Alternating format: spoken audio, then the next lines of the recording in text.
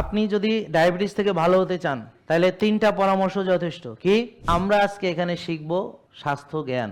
সুস্থ থাকার জন্য আমাদের যেই জিনিসগুলো খুবই দরকার। সুস্থ থাকার জন্য খাবার সবচেয়ে গুরুত্বপূর্ণ, এটা আমরা জানি কিনা? কিন্তু সেই গুরুত্ব আমরা দেই না। তাইলে 80% গুরুত্বপূর্ণ হচ্ছে খাবার, খুব ইম্পর্টেন্ট। এখন আমরা যে রুগী হচ্ছি কেন জানেন? কারণ আমরা তো বুঝতে পারি না এই জন্য। আসসালামু আলাইকুম ওয়া রাহমাতুল্লাহি ওয়া বারাকাতুহু। তো সবাই বলে আলহামদুলিল্লাহ। তো আসলে আমাদেরকে আল্লাহ তাআলা যত নিয়ামত দিয়েছেন এর যদি আমরা শুকর আদায় করি, আমরা সারাদিন রাত শুধু শুকর আদায় করতেই থাকবো, তবুও শুকর আদায় কখনো শেষ হবে না। এর ভিতরে সবচেয়ে বড় একটা নিয়ামত, সেটা হলো স্বাস্থ্য। এবং রিজিকের ভিতরে সবচেয়ে উত্তম রিজিক বা বড় রিজিক হলো সুস্বাস্থ্য। আপনারা দেখবেন, এগুলো হাদিস পড়বেন, আপনারা দেখবেন যে সবচেয়ে যে রিজিকের ভিতরে বড় রিজিক হলো খাওয়া দাওয়া না, বড় রিজিক হলো টাকা পয়সা না, স্বাস্থ্য। আর আমরা ছোটবেলায় শিখে এসেছি স্বাস্থ্যই সকল সুখের মূল, বা স্বাস্থ্যই হচ্ছে সবচেয়ে বড় সম্পদ। তার মানে যদি কোরআন হাদিস আপনি দেখেন, যদি বিজ্ঞান দেখেন, আর যদি আমাদের এমনি যে পাশ্চাত্যের আদর্শ শিক্ষা, যেখানে বলা হয় early to bed, early to rise, good for health ইত্যাদি ইত্যাদি, তো সেখানে সবখানে স্বাস্থ্যকে গুরুত্ব দেওয়া হয়েছে। এখন যদি সুস্থ না থাকি তাহলে আমি কিভাবে ইবাদত করব, কিভাবে ব্যবসা বাণিজ্য করব, কিভাবে পড়াশোনা করব? আর এখন তো খুব কম্পিটিটিভ, কিন্তু পৃথিবীতে মানুষের গুরুত্ব ধীরে ধীরে চেঞ্জ হয়ে যাচ্ছে। যেমন ধরেন, আমার একটা কাজ করাইতে ধরেন 5টা লোক খাটানো দরকার ছিল, এখন 5 মিনিটে আমি সেই কাজ করে ফেলতে পারি কারো সাহায্য ছাড়া। এটা হলো এআই, সেই ব্যবস্থা আমাদেরকে করে দিচ্ছে। যেখানে 100 বা 500 লোক কাজ করত, একটা মেশিন এসে 500 লোকের কাজ করে ফেলে কয়েক ঘন্টার মধ্যে। তো আমরা দিন দিন গুরুত্ব হারাচ্ছি বিভিন্নভাবে, আবার গুরুত্বপূর্ণ হচ্ছি আরও অন্যভাবে। মূলত শারীরিক শক্তি আমাদের যেমন খুবই গুরুত্বপূর্ণ দরকার, বা দেখেন এখন যন্ত্রপাতি এমনভাবে আবিষ্কার হয়েছে যে দেখবেন অটোমোশনে সব কাজ চলে। একটা ফ্যাক্টরিতে লোকজন তেমন নাই, কিন্তু রোবোটিকভাবে গাড়ি তৈরি হয়ে যাচ্ছে, গাড়ির পার্টস তৈরি হয়ে যাচ্ছে। তারপর দেখবেন যে এটা সুন্দর করে অ্যালাইনমেন্ট ঠিক করে সুন্দর করে অ্যাসাইন করে ফেলতেছে সব কিছু। আপনারা দেখেছেন এরকম? এবং কিছুদিন আগে একটা ভিডিও ভাইরাল হয়েছে, মানে ওই যারা কাজ করে ওদের একেবারে সেন্সর টেন্সর লাগায়া, ক্যামেরা ট্যামেরা লাগায় রিয়েল টাইমে, তো এটা এআই ফিডব্যাক নিচ্ছে, পরবর্তীতে ওদের সবাই বাদ দিয়ে এটা অটোমোশনে চলে যাবে। মানে আপনি আপনার মানে বুঝছেন, মানে মানুষ কিভাবে কাজ করে এগুলো সে রিয়েল টাইম দেখতেছে, দেখার পরে তারপরে আলটিমেটলি কি হবে, ওখানে একটা লোক আর কাজ করবে না, যন্ত্রই সব জায়গা দখল করে নিয়েছে। এখন কথা হলো, এআই কে আবিষ্কার করেছে? মানুষ। তাহলে যারা এআই আবিষ্কার করতেছে, যারা সফটওয়্যার লিখতেছে, হ্যাঁ, বা যারা এই জিনিসগুলো করতেছে, যেমন ধরেন ইলন মাস্ক এখন $1 ট্রিলিয়ন হয়ে গেল। তো এখন সে ভুল কি শুদ্ধ, বা সে ব্ল্যাপ দিতেছে মানুষকে, সেটা পরের কথা। কথা হলো সে যে যাই করতেছে, কথা হলো সে তো এই সম্পদটার মালিক হয়ে গেছে। তা কেন হয়েছে বলেন তো? সে অনেক লম্বা, এটা হলো তার বুদ্ধির জোরে। সে বুদ্ধি ভালো কি খারাপ সেটা নিয়ে অনেক আলোচনা হইতে পারে, সেটা নিয়ে ডিবেট হবে, কিন্তু সে তো কাজটা করছে। ভালো কি মন্দ সেটা তো পরের ব্যাপার। একটা লোক যখন রাজত্ব চালায় তখন সে রাজত্ব ঠিক রাখার জন্য খুন খারাপিও করে, বিদ্রোহীদের দমনও করে। খোদ সৌদি আরবেই তো দেখেন যে সরকার বিরোধী কোনো কথা বলতে আপনি পারবেন না, বলতে পারবেন না মানে টাচ করাও যাবে না। সেবার ওই যে হজের ব্যাপারে একটা কেউ ভিডিও দিয়েছিল, কিছু অব্যবস্থাপনা, সঙ্গে সঙ্গে তাকে অ্যারেস্ট করে ফেলেছে। পরে ওই দেশের দূতাবাসের লোকজন এসে তারপরে তাকে ওখান থেকে পরে নিছে অনেক কষ্টে, তাদের সোজাসুজি জেলখানায় বন্দি। তো এ হলো অবস্থা। তাই এই কথাগুলো বলার উদ্দেশ্য কি? উদ্দেশ্য হচ্ছে যে দেখুন, মানুষ তার জ্ঞানের কারণে শ্রেষ্ঠত্ব অর্জন করেছে। যারা জ্ঞানী ব্যক্তি তাদের ডিমান্ড কোনো দিন কমে যাবে না, মনে থাকবে কথাটা। তাইলে স্বাস্থ্য সকল সুখের মূল, কিন্তু এই স্বাস্থ্য ঠিক রাখার জ্ঞান যদি আপনার না থাকে, তাহলে আমরা আজকে এখানে শিখব স্বাস্থ্য জ্ঞান। সুস্থ থাকার জন্য আমাদের যেই জিনিসগুলো খুবই দরকার। আচ্ছা, আপনারা বলেন তো সুস্থ থাকার জন্য সবচেয়ে গুরুত্বপূর্ণ কি? যারা ফেসবুক ইউটিউবে দেখছেন তারা কাইন্ডলি কমেন্ট করবেন দেখতে পাচ্ছেন কিনা সঠিকভাবে। আজকে আমাদের রুহুল আমিন ভাই এসেছে, আমাদের জালাল ভাই এসেছে, আমাদের এই যে ডাক্তার, ও তোমার নাম জানি কি, ইব্রাহিম এসেছে। আচ্ছা, তো আমরা আজকে মোটামুটি কেবল শুরু করেছি, আপনারা একদম সঠিক টাইমে এসেছেন।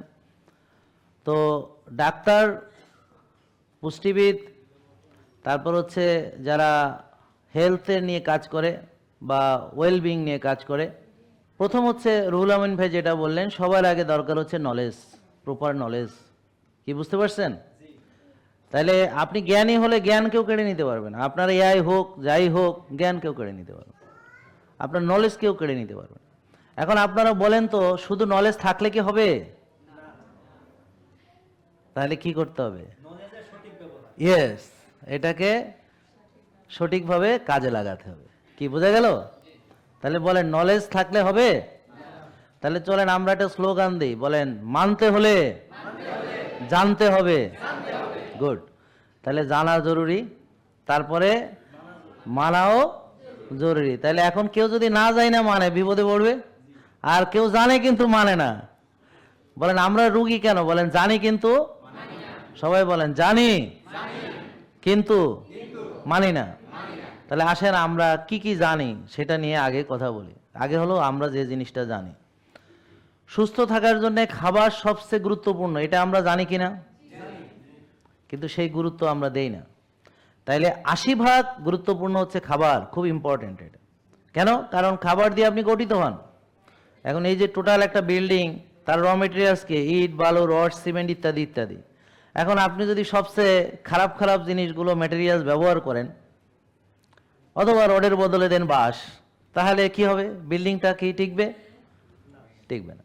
তো এরকম সরকারি কিছু স্থাপনায় আমরা এরকম দেখতে পাই যে এখনো কাজ শেষ হয় নাই, তার আগেই ভেঙে পড়ে যাচ্ছে। এরকম ভিডিও মাঝে মাঝে ভাইরাল হয়, দেখছেন না আপনারা? তো সত্যি কিন্তু রডের বদলে বাঁশ ব্যবহার হয়েছে। যদিও আমি বাঁশকে খারাপ বলবো না, বাঁশের কেল্লা এক সময় ছিল, সেটা হলো তাদের স্ট্রাকচার আলাদা, কিন্তু আপনি রড, বালু, ইট, সিমেন্ট, এটার আলাদা একটা মনে করেন যে প্রক্রিয়া, সেখানে যদি রডের বদলে বাঁশ দেন তাহলে সেটা কি টিকবে?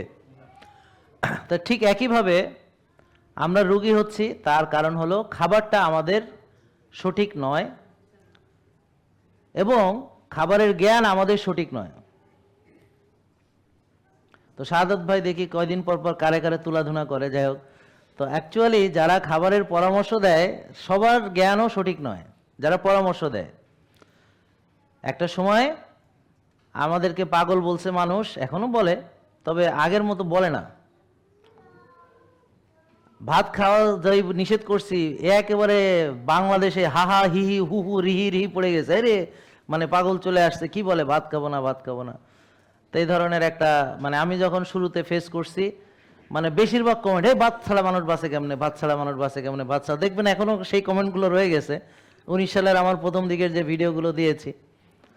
তারপরে ভাত বন্ধ করে দিয়েছি, ব্যাস আমাকে ট্যাগ লাগানো হয়ে গেছে যে একেবারে ভাত খাইতে দেয় না। হ্যাঁ, তো এরকম।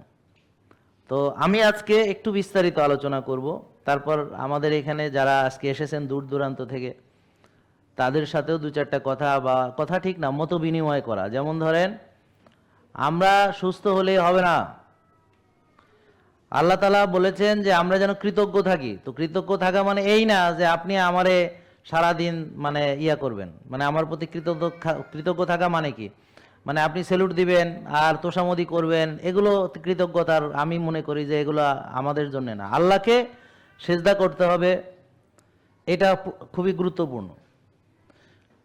আর আমি মনে করি আপনি সুস্থ হওয়ার পরে এই জ্ঞান যেটা অর্জন করেছেন সেটা আরেকজনকে আপনি জানালেন না, সেটাই অকৃতজ্ঞতা। মানে আমার কাছে অকৃতজ্ঞতার মানে হলো এটা, আপনি একা একা সুস্থ হলেন, কাউকে বললেন না, কাউকে দাওয়াত দিলেন না, কাউকে এই দলে টানলেন না, আপনি কিভাবে ভালো হয়েছেন এটা শেয়ার করলেন না, আরো 10টা লোককে বললেন না, তাহলে এটি অকৃতজ্ঞতা। তো যারা এরকম ভালো হওয়ার পরে একা একা ভালো হয়ে মহা খুশি, হ্যাঁ, তারা এখন আর ভালো নাই কেউ। কি রুহুল আমিন ভাই, ঠিক কিনা? কেন নাই? কারণ এই সবার ভিতরে সে একা কিভাবে চলবে? সবাই যেভাবে চলে কয়দিন পর সেও তাদের মতো হয়ে যাবে। তো মানুষ যখন সুস্থ হয় তখন সে মনে করে আমি তো সুস্থ হয়েই গেছি, তা আমার তো আর কিছু করার দরকারই নেই, আমি তো ভালো হয়েই গেছি। তারপরে সে আস্তে আস্তে আবার আগের নষ্ট লাইফে ফেরত যায়। যখনই কেউ উন্নতি লাভ করে, যখনই সে একবারে শৃঙ্গে উঠে বা চূড়ায় উঠে, তারপরে তার একটাই রাস্তা, নিচে নামা, এছাড়া আর কোনো রাস্তা নেই। বুঝেন নাই কথা? তো যখন কে অ্যাচিভ হয়ে যায়, বলে যে আমি অ্যাচিভ করে ফেলেছি, গোল অ্যাচিভ, কমপ্লিট, মিশন কমপ্লিট, তারপর আর কি করবে? তার তো আর কোনো কাজ কাম নাই। ব্যাপারটা বুঝছেন? তো আপনারা যারা এখানে এসেছেন সুস্থ হইতে, তো সুস্থ হয়ে গেলেই আপনি সব ছেড়ে ছুড়ে আগের মতো হয়ে যাবেন। কি বুঝতে পারছেন? যারা ওজন কমাতে এসেছেন, ওজন কমে গেলেই সব ছেড়ে ছুড়ে আগের মতো হয়ে যাবেন আপনি। আর আগের মতো হলে আপনার রেজাল্টও তাই হবে। আপনি কয়দিন পর আবার সেম প্রবলেমে আবার পড়বেন, ডায়াবেটিস আবার ফিরে আসবে, ওজন আবার ফিরে আসবে, ফ্যাটি লিভার আবার ফিরে আসবে, আবার সেই অসুস্থতা সব সাথে করে নিয়ে আসবে। কারণ আপনি ডিসিপ্লিন মেনে ভালো হয়েছেন, আর ডিসিপ্লিন ছেড়ে দিয়ে আপনি ভালো থাকবেন, এইটা কোনোদিনই সম্ভব না। বলেন সম্ভব কিনা? তাহলে এই জিনিসটা আমরা বুঝি তো সবাই, কিন্তু বুঝলেও আমাদের কর্ম আমার বুঝের সঙ্গে যায় না। এখন আমরা যে রুগী হচ্ছি কেন জানেন? কারণ আমরা তয়েব বুঝতে পারি না। এই জন্য একটা হলো খাবার তয়েব না, আমার জন্য কোনটা তয়েব না। তা এখন দেখেন এই মধুটাই যাদের হোমাইয়ার 1, যাদের টিজি 90, বুঝলেন, যাদের ইনসুলিন 4, সুগার 5, বিশ্বাস করেন যারা আমাদের ফলো করে তাদের রেজাল্ট এমনই হয়। কি ঠিক না জালাল ভাই, রুহুল আমিন ভাই? কারণ কি আমরা সত্য সহকারে টিকতে পারবো, মিথ্যা দিয়ে পারা যাবে না। এই 2 মাস পরেই দেখবেন রিপোর্টে গ্যাঞ্জাম হলে সবাই এখানে দাঁড়ায় দাঁড়ায় নালিশ করবে। তো আমি, শাহাদাত ভাই আছে এখানে, সবাই আছেন আপনারা। ডাক্তার সাহেব আপনার নাম কি? হ্যাঁ, সাজ্জাদ ভাই আছেন। হ্যাঁ, উনি, আপনি ডিএমসি কত সালে? আপনার এসএসসি কত? K58। আর এসএসসি কত সালে? 98। আপনি আমার 8 বছরের জুনিয়র। হ্যাঁ, আমরা হলাম 90। হ্যাঁ, তা এখন এই কথাগুলো বলার উদ্দেশ্য হলো যে বয়স বাড়ার সাথে সাথে আপনার মেটাবলিজম নষ্ট হতে থাকে যদি আপনি সঠিকভাবে খাওয়া দাওয়া, ঘুম, ব্যায়াম, নিজের যত্ন, বিশ্রাম না বুঝেন। তাহলে আমি শক্তির জন্য কি বলেছিলাম? এক হচ্ছে শক্তিশালী খাবার। এখন শক্তিশালী খাবার কার জন্য কোনটা, সেটা একটা শর্ত আছে এখানে। সবার জন্য সব শক্তিশালী, যেমন মধু প্রচন্ড শক্তিশালী একটা খাবার, ইউনো, বাট যার ইনসুলিন বেশি, সুগার বেশি। তাহলে শক্তিশালী, বলে শক্তিশালী খাবার, শক্তির চর্চা মানুষকে শক্তিশালী করে, আর সাথে বিশ্রাম নিতে হবে পর্যাপ্ত। কারণ আপনি খালি শক্তি চর্চাই করবেন, ঘুমাবেন না, তাহলে শেষ, ইনজুরি হয়ে যাবে। আপনি যদি ডায়াবেটিস থেকে ভালো হতে চান তাহলে 3টা পরামর্শ যথেষ্ট। কি? ভাত, রুটি, ফল, দুধ, চিনি জাতীয় খাবার বাদ দিয়ে দেন। দিয়ে যে কোনো কোয়ালিটি, নষ্টতাও হলেও হবে, শাকসবজি, মাছ, মাংস, ডিম খান, হয়তো ফার্মের ডিম খান বা ইত্যাদি, কোনো সমস্যা নেই। রোজা রাখেন, ব্যায়াম করেন, ঠিক মতো ঘুমান, দেখবেন আপনার ডায়াবেটিস ভালো হয়ে যাবে। কিন্তু পরে আপনি প্রবলেমে পড়বেন, এনার্জিতে প্রবলেমে পড়বেন, দুর্বল হবে, মাথা ঘুরে পড়বেন, এবং বেশি দিন এটা কন্টিনিউ করতে পারবেন না। যখন পারবেন না তখন আবার আপনি কি করবেন? ভাববেন ভাত দিয়ে আপনার সমস্যা হয়েছে, তখন আপনি আবার ভাত খাওয়া শুরু করবেন, তারপর আগের মতো আবার ডায়াবেটিস হবে, আবার ডাক্তারের কাছে যাবেন, আবার ইনসুলিন নেবেন, আবার ওষুধ খাবেন। তো এই ধরনের বহুত পাবলিক আমাদের ফলো করে এইভাবে তারা নিজেদের ধ্বংস করছে। কারণ তারা সরাসরি আমাদের কাছে আসে নাই, তারা মেটাবলিক প্রোফাইল করায় নাই। হ্যাঁ, তারা ওজন কমাইছে, কিন্তু কিভাবে ধরে রাখতে হবে, কিভাবে মাসেল বিল্ড করতে হবে, শক্তির চর্চা করে নাই। আর কিছু মহিলা আছে, তারা তো ওজন কমলে মহা খুশি, আরো কমাবো, কমায় কঙ্কাল হইয়া, তারপর হাড্ডিগুড্ডি হয়ে যখন জিরে, তারপর তারাই নিয়ে হাসপাতালে ভর্তি করা লাগে। পরে কেউ জাহাঙ্গীর করে বলে,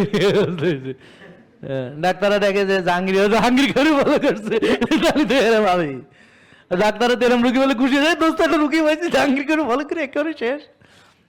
আরেকজনের ফোন দেখি খুশি তারা। তো আমাদের পরামর্শ কি এটা? আমি কি দেখতে কঙ্কাল? তো আমি কি জিম করি না? আমি কি ব্যাডমিন্টন খেলি না? আমি কি টেনিস খেলি না? আমি কি দৌড়াই না? ব্যাপারটা বুঝতে পারছেন? তা তুমি আমারে ফলো করো, তা তোমার এই প্রোগ্রামে এগুলো নাই কেন? তুমি কফি আনামা করো না কেন? তুমি বরফ থেকে একেবল ডুব দিয়ে বেরোয় আসলাম, আপনারা আমি বরফের মধ্যে থেকে জ্যাকুজির মধ্যে আপনার সাথে কথা হইলো। তো জালাল ভাই বলতেছে আমরা তো ডেলি করতে পারি না। ডেলি বরফ থেরাপি করতে হয় না, সপ্তাহে কয়েকদিন করলেই হয়। কফি এনামা যারা সুস্থ তাদের ডেলি করতে হয় না, সপ্তাহে একবার করলেই হয়, সুস্থদের জন্য বলছি। অসুস্থরা তাদের রেজিম আলাদা, সুস্থদের জন্য আলাদা, যারা সুস্থ হয়ে গেছে। বুঝতে পারছেন আপনারা? ইনসুলিন রেজিস্ট্যান্স আপনার এটাকে বলে আর্লি ডিটেকশন, মানে আপনার রোগ হয়নি এখনো, 10 বছর 15 বছর পরে ডায়াবেটিস হবে, এখনো হয়নি, তখনই আপনি আর্লি ডিটেক্ট করে ফেললেন। যেমন আজকে যারা এসেছেন সৌভাগ্যবান, যে এখনো আপনার ডায়াবেটিস কিচ্ছু হয়নি, আপনি সুস্থ মানুষ, কোনো ইনসুলিন বাড়েনি, সুগার বাড়েনি, নাথিং। এখন আপনি দেখলেন যে আপনার ইনসুলিন বেশি, সুগার কম, সুগার নর্মাল, তাহলে আপনি ডায়াবেটিক না, আপনার প্রেশারও নাই, কিচ্ছু নাই, ফ্যাটি লিভারও নাই, নাথিং, আপনি একটা একদম সাউন্ড মানুষ, আপনি তাই ভাবেন।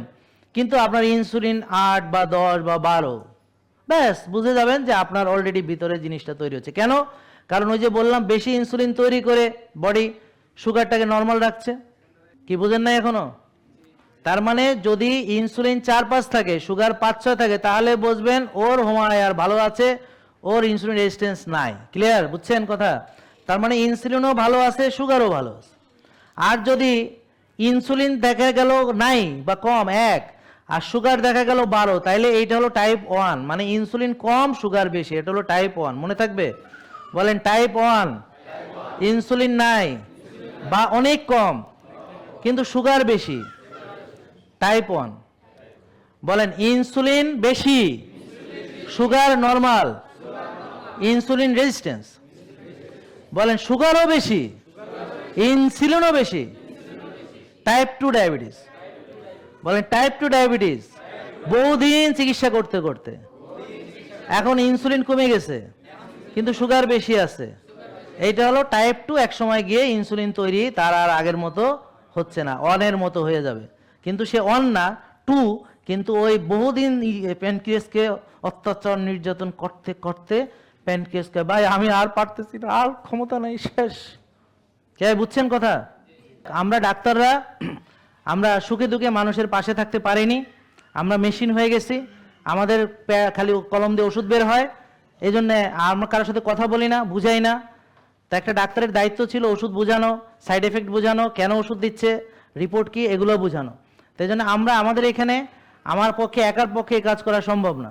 তা আমার এখানে একজন ডাক্তার তার দায়িত্ব পালন করবেন। প্রথমে আপনাকে দেখবেন, দেখার পরে আপনার মেটাবলিক প্রোফাইল চেক করবেন এবং আপনার কি কি সমস্যা উনি চেষ্টা করবেন বোঝার জন্য। বুঝে তারপর আপনার যে প্রয়োজনীয় পরীক্ষা, আমি বারবার বলেছি মানে অতিরিক্ত কিছু না দিতে, হ্যাঁ। এবং আপনারা যাদের সমস্যা সত্যি সত্যি ডাক্তারকে বলবেন, স্যার দেখেন যতটা সম্ভব আমার একটু প্রবলেম আছে। আর কেউ কেউ আছে বলে না আমি একটু হোমোসিস্টিন করাতে চাই, আমার একটু ওটা দেন। রুগীরা নিজেরা এসে বলে, যারা হোমোসিস্টিন বুঝে টুঝে, ওরা ডাক্তারকে আরও বলে আমার টাকার সমস্যা আপনি করান, অসুবিধা নেই, হ্যাঁ, কারণ আমি জীবনে বহুত টাকা এমনি খরচ করছি, সেটা তাদের চয়েস। তো যাক, তো আমি যে প্রথম যে আমার অভিজ্ঞতাটা বলতে গিয়ে বললাম না, সেটা হলো, তা আমাকে যখন বললো, আমি পরে যখন আমি দেখলাম যে এই রুগীর যে টেস্ট দরকার আমি তাই দিব। এখন বারবার ইশারা ইঙ্গিত দিতেছে। তারপর লাস্টে ডাক্তার সাহেব মানে বিরক্ত হয়ে বললো, স্যার ভালো করে টেস্ট আরও দেন আমার রুগী, হ্যাঁ। তা আমি পরে প্রেসক্রিপশন তাকে দিয়ে বললাম, ভাই আপনি লেখেন। তো এই আর জীবনে কোনো গ্রাম ডাক্তার আমার কাছে কোনোদিন আর রুগী আনে নাই। আমি 19 বছর ছিলাম দাগনভূঞাতে, কোনোদিন আনে না, এটা ভুল। তারা নিজের চিকিৎসা হলে আমার কাছে আসতো, কারণ জানে যে আমাকে বিশ্বাস করতো, জানে যে এই ডাক্তার ভালো, এটা জানতো। আবার এটা সে শিখছে যে অনেস্ট, অতএব নিজের ব্যাপারে আমাকে বিশ্বাস করতো, নিজের মারে আমার কাছে আনতো, কিন্তু তার রুগীটাকে সে অন্য জায়গায় নিত, পরে আমাকে বলতো, স্যার বোঝেন না, এটা তো বিজনেস। জেকে লাইফস্টাইল লিমিটেড, ওষুধ মুক্ত সুস্থ জীবন।